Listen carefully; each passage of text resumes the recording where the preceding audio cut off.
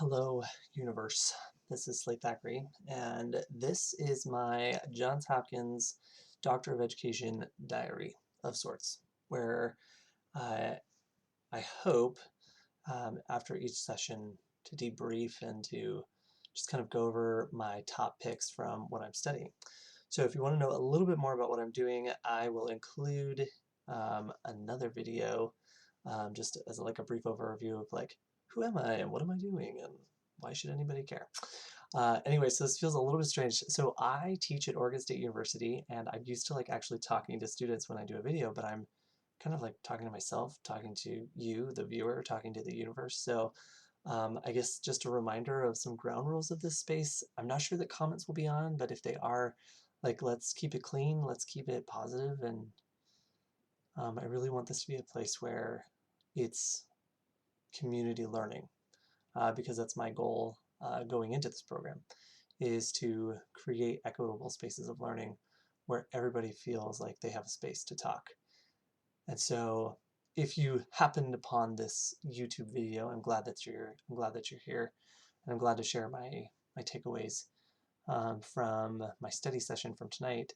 And if you have questions or thoughts, you're more than welcome to reach out to me and find me on the webs. But I'm not here to necessarily like ruffle anybody's feathers or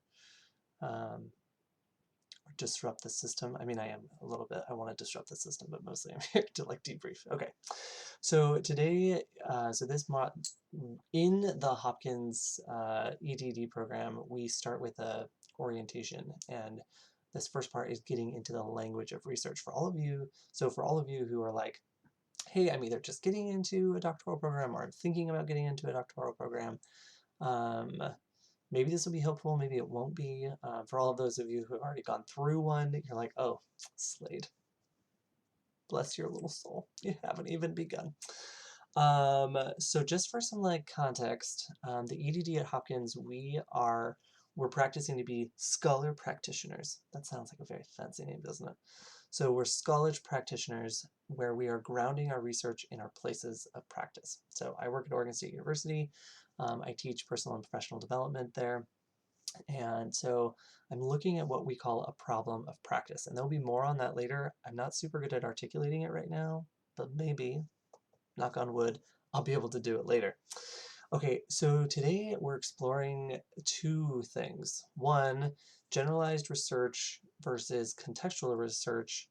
And then we also were encouraged to look, well, not encouraged, but required to read Ann Hartman's article on Many Ways of Knowing. If you haven't like read Many Ways of Knowing, it's just a really brief, almost kind of like a personal statement. It's really beautiful, really powerful. It's written back in the 90s.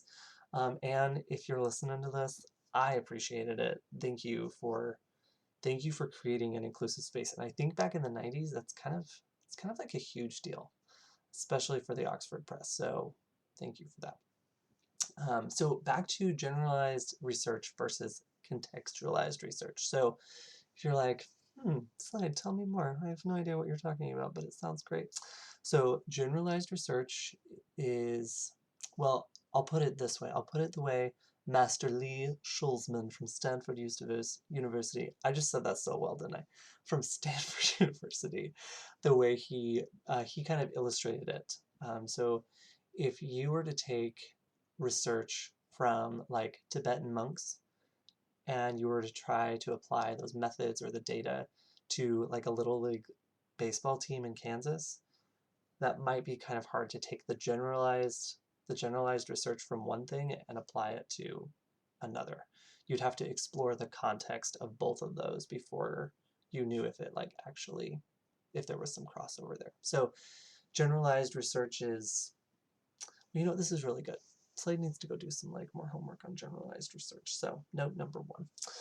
Contextualized research, I feel like I can totally understand better because it's within the context. It is what it sounds like. It's within the context of what you're studying. My research is contextualized because I am studying morale within faculty and staff at Oregon State University. And I want to know some issues around socioeconomics and social justice and equity as well to frame that. So, right, if I was to take generalized research, I'd be looking at like possibly the idea of morale just in general at workplaces, right? And seeing if I could apply it to Oregon State University. And perhaps I might do some of that, but to make it even stronger, I'm getting down deep into Oregon State itself. I am looking at the context at which morale exists within my environment. So that sounds all very heady. So if you're like, Slade, that sounds cool, I'm not sure that makes any sense to me. You know what? We'll explore it together. Okay.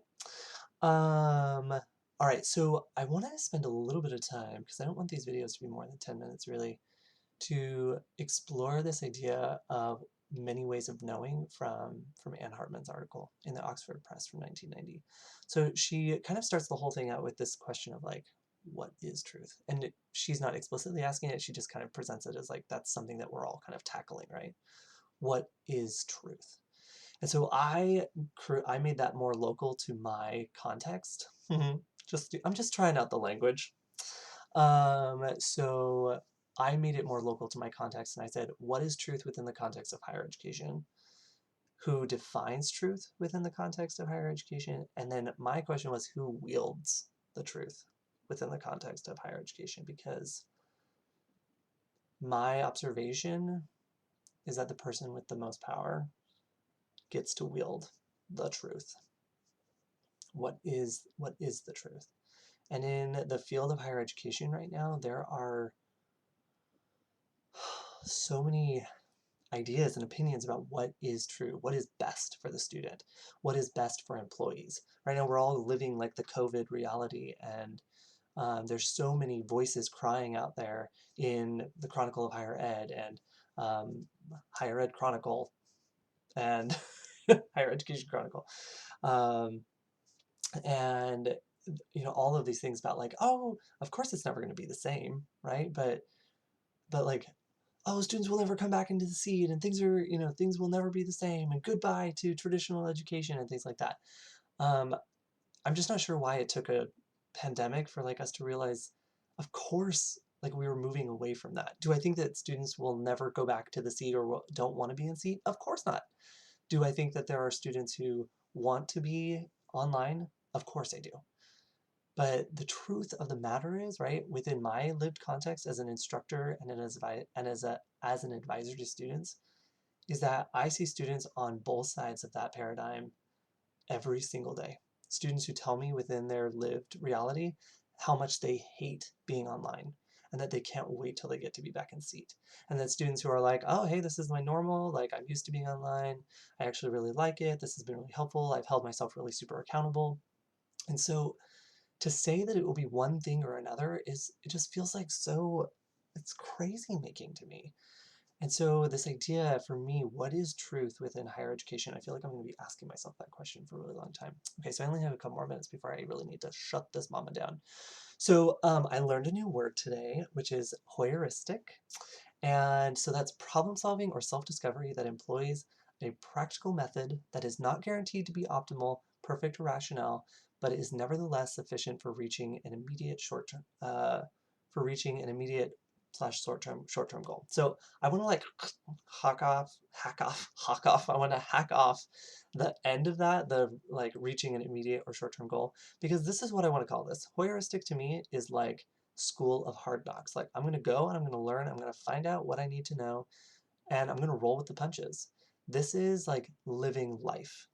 And I realized I wrote this big note underneath of that like paragraph. I was like, this is me. Like Slade is a heuristic learner. Like this is me, and this is how I do my anecdotal research. Is I go and it's also paired with interviewing and cataloging and things like that. But it's this idea of I want to try something new.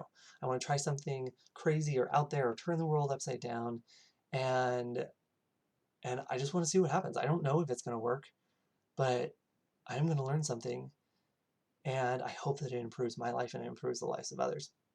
So my goal in my last few seconds, my goal is to understand, after reading Ann Hartman's work and then listening to Dr. Schulman, is to understand my epistemological Look that word up. I don't have enough time to tell you about it. Epistemological assumptions, right? So like where do my ideas generate from, right? Where I know what my values are. And with regards to higher education and how I see morale playing out is that this is my assumption, is that those in administration that those who hold power, those who wield the truth, that they cannot call for equity when they have enough to eat and when they have resources to burn if they do not demonstrate that call with action. Like actions speak louder than words. And I have seen graduate student unions, I have seen other unions get really frustrated when there is a lot of talk and not a lot of action. And we all start in the same place, right? We all start like privilege permeates our lives, right? There's some who have started with a lot more than others, but we all start as just little babies, right? And what we do with our life is what we choose to do. But for me, what I hope to do is to discover how can we lift those who are struggling to be lifted, who are struggling with morale, who are daunted by the fact that they may love the work that they do. They think that the community is really great, but they don't have enough to pay rent, or they're struggling because they're teaching at my institution and another institution and another one, and they can barely pay for the gas to go in between. So my favorite quote from tonight, and I know I'm 2 minutes over now, is no one way of knowing can explore this vast and varied territory. I'll say that again so it's clear.